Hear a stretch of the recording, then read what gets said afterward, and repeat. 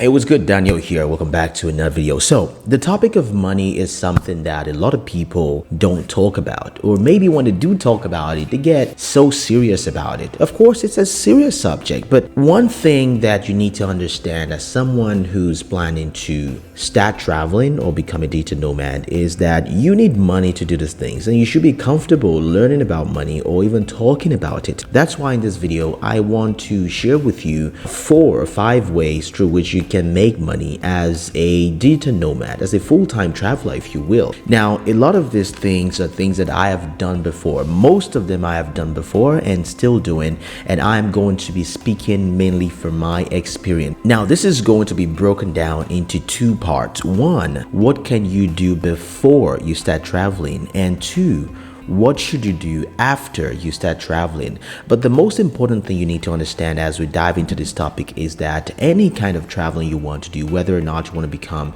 a digital nomad or a full-time traveler or a slow mad, whatever you want to be, you need money to do these things, and you should never do it. You should never set out or buy that plane ticket without you having some money in your bank account, either a recurring income or something saved up for a long period of time. So let's get into the first part. What can you do before you start traveling?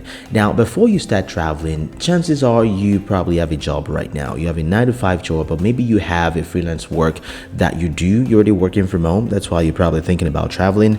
And freelancing is one thing that you should look into, or 2, getting a remote job. One of these 2 things can work perfectly well for you. But the most important thing, or the most reasonable one to explore right now, is remote work. Now, if you have a 9-to-5, you can probably transfer your skill from your 9-to-5 into a remote job. And you cannot do that by just sitting around and hoping that something comes around. You have to go actively hunt for these jobs.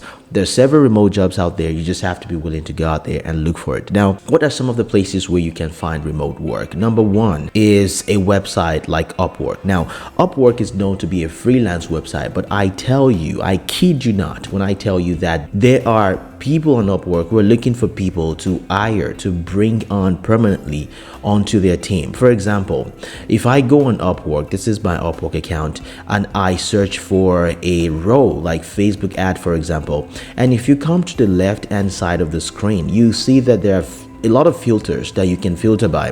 1, entry level, intermediate, expert.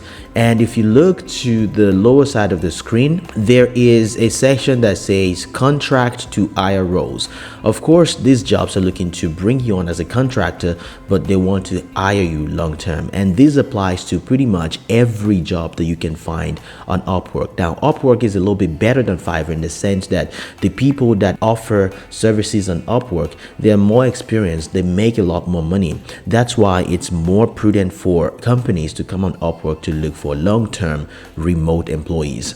Now, the next one that you want to check out is a website called Remote OK. Now, Remote OK is founded by a guy called Peter Levels. Is also a digital nomad. He founded this website a couple of years ago to cater to digital nomads who are looking for remote work. Now, if you come on Remote OK, it's free for you to use. You find, work ranging from developers to graphics designers to project managers. Pretty much any type of work that you can do remotely, you can find on Remote OK, and it's totally free for you to use. So if you come on the website, all you have to do is scroll and look for work based on salary, based on location, and based on benefits as well. So Upwork and Remote OK are 2 of the websites that I recommend for you to find remote work. Of course, you can use Indeed, you can use LinkedIn. I have used LinkedIn in the past. I've gotten projects in the past through LinkedIn, but these are websites that I know, that I trust, that you can use to find remote work. So on the freelancing side, maybe you have a 9-to-5 right now, but you're looking to freelance to supplement your income.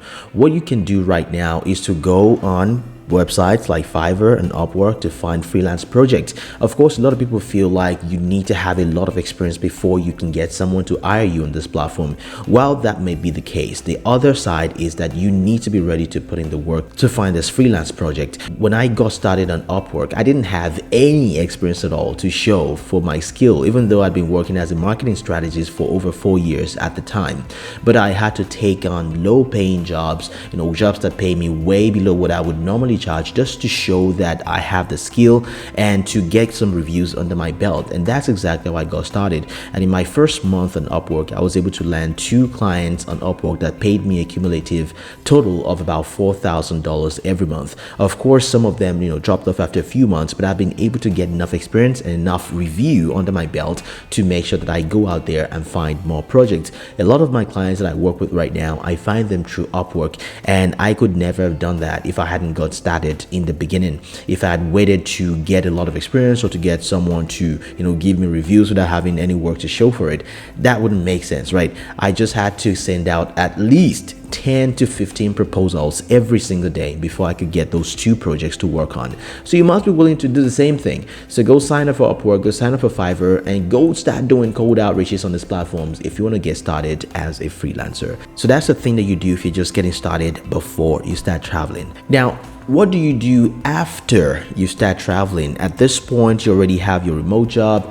You already have some projects under your belt as a freelancer. Now, what do you do to start making more money? Or if you want to start living life mainly on your own terms, you don't want to be showing up to calls every day, you don't want to be dealing with clients and all of these things, because trust me, it can get a little bit overwhelming. So I have 3 things for you that you can do, and these are all things that I've tried myself in the past, so this is not something I'm picking from thin air. The first one is to start documenting your journey on a platform like YouTube, TikTok, basically content creation, vlogging, blogging, whatever. You pick your strength, of course, and lean towards it.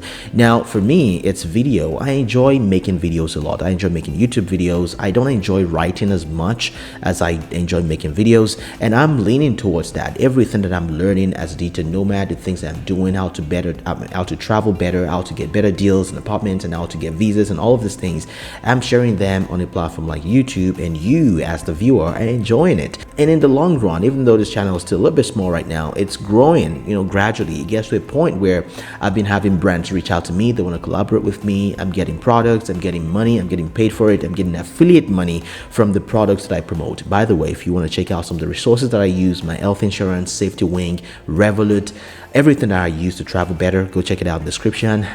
Shameless plug right there.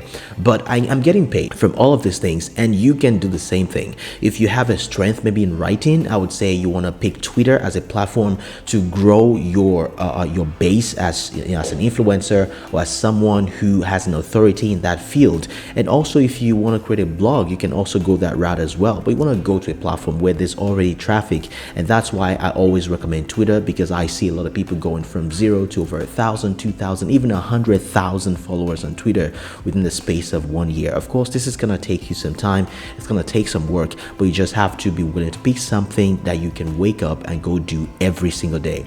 Video is that platform for me. For you, it might be writing. Maybe for you, it's podcasting. Just pick a platform and go for it, and go all in, because your life may change after 1 year of consistent hard work on these platforms. The next one that I want to talk about is you teaching what you already know as a coach or as a consultant, right? So this is something that I help people do as a marketing strategist. If you have course that you want to sell, I come in, I help you strategize and help you sell them on the internet. Now, a lot of these people, what they do is they bring everything they know, all of their experiences. Maybe they've learned something from being 9 to 5. They've, served a lot of people over the course of their lifetime.